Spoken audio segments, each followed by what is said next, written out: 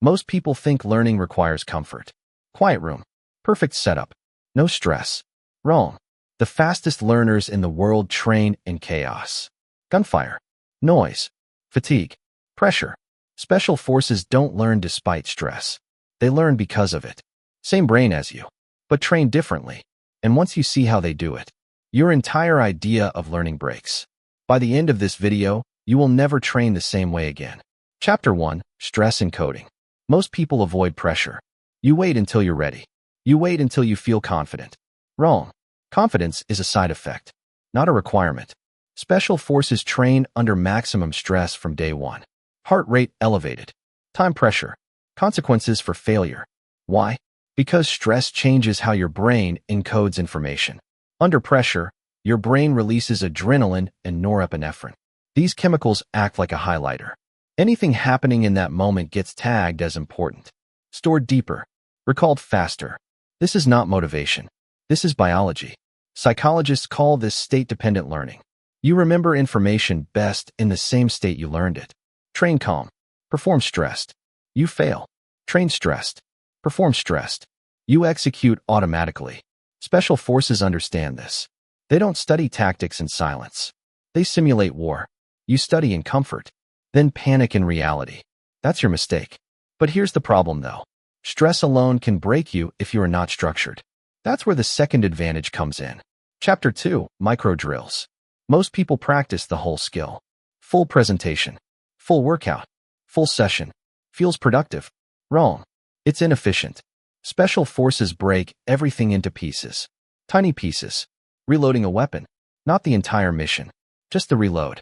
Again. And again. And again. Until it becomes automatic. Then they layer stress on top. Noise. Time pressure. Movement. Now the skill survives chaos. This is called procedural encoding.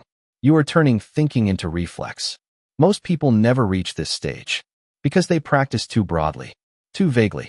You try to improve everything at once. They isolate one weakness and destroy it. One movement, one decision, one reaction, perfected under pressure, then stacked into a system. But here's the thing though.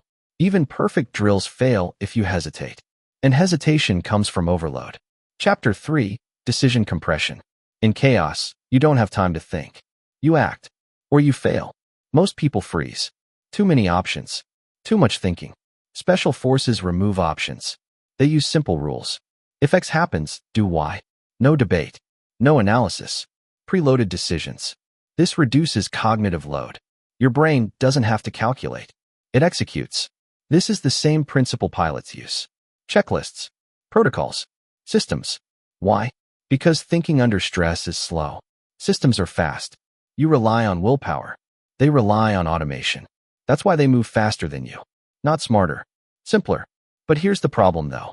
Even with fast decisions, your brain will still fail if it's overloaded with information. Chapter 4. Information starvation. You think more information equals better performance. Wrong. More information equals slower decisions. Special forces limit inputs. Only critical data. Nothing else. They train with minimal tools. Minimal instructions. Why? Because simplicity scales under pressure. Complexity collapses. This is called cognitive load management. Your brain can only process so much at once. Flood it, and it shuts down. Control it, and it performs. You watch 10 tutorials. Take 50 pages of notes. Then freeze when it matters. They learn one thing deeply and execute instantly. Less input, more output. Always. But here's the thing though.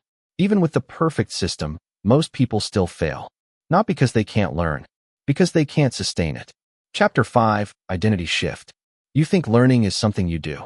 Temporary. Optional. Wrong. For special forces, learning is identity. It is survival.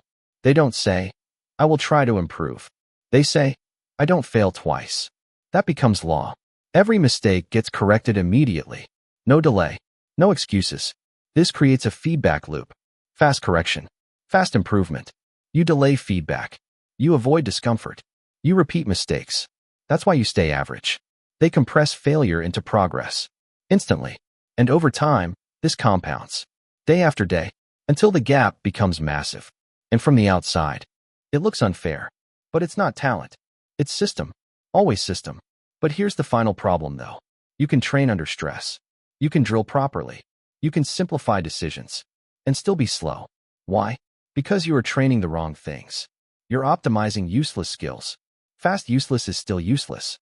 That's why I made this video breaking down exactly how to identify the highest leverage skills and learn them 10 times faster. Watch it next.